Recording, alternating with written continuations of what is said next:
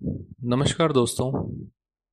आज मैं आपको एक ऐसी कहानी सुनाने जा रहा हूँ जो धर्म के नाम पर बने ढांचे और परमात्मा की सच्ची खोज के बीच का फर्क दिखाती।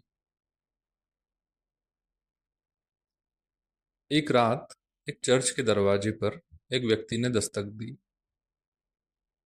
पादरी ने दरवाजा खोला।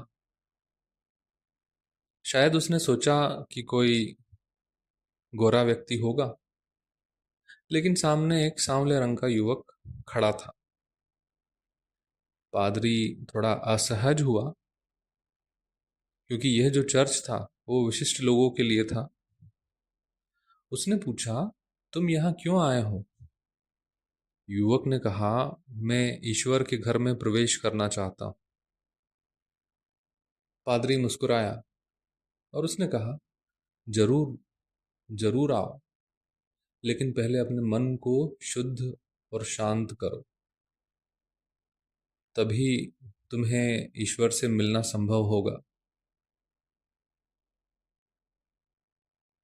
पादरी चाहता नहीं था कि वह युवक चर्च में आए, इसलिए उसने उस युवक के सामने इस तरह की बात रखी। पर युवक निश्चल मन का था। युवक चला गया। पादरी ने सोचा, अब यह कभी लौटेगा नहीं। उस बात को महीनों बीत गए। एक दिन बाजार में वही युवक पादरी को फिर दिखाई पड़ा। अब उसकी आंखों में अलग चमक थी, चेहरे पर शांति का भाव, और उसके आसपास एक अलग ही ऊर्जा थी, जैसे कोई सुगंध, कोई प्रकाश उसके साथ चल रहा हो। पादरी ने पूछा, तुम फिर चर्च क्यों नहीं आए?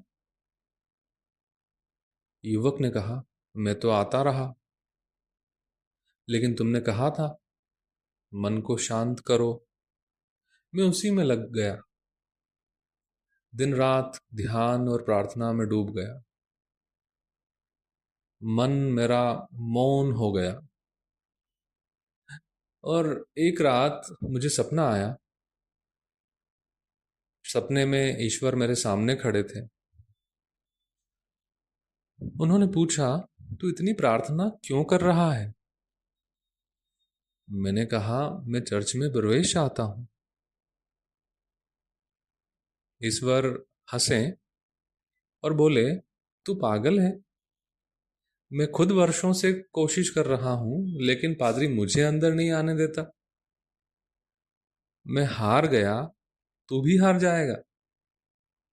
चर्च में पहुंचना मुश्किल है, मेरे पास आना आसान है।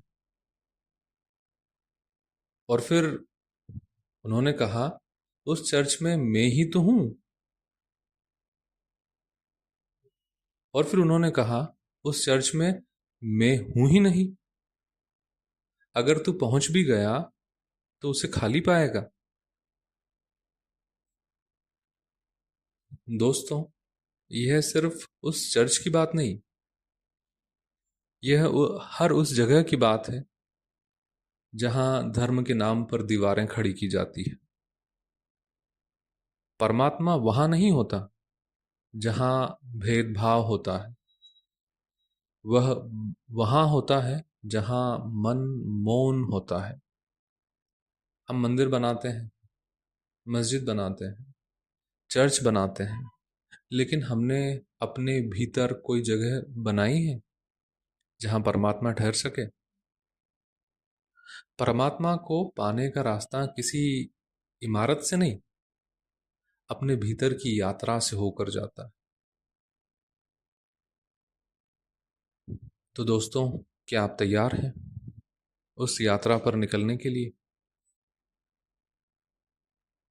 अगर यह कहानी आपको छू गई हो तो वीडियो को लाइक करें, शेयर करें और चैनल को सब्सक्राइब करना न भूलें। आपका साथ ही मेरी सबसे बड़ी ताकत है। धन्यवाद।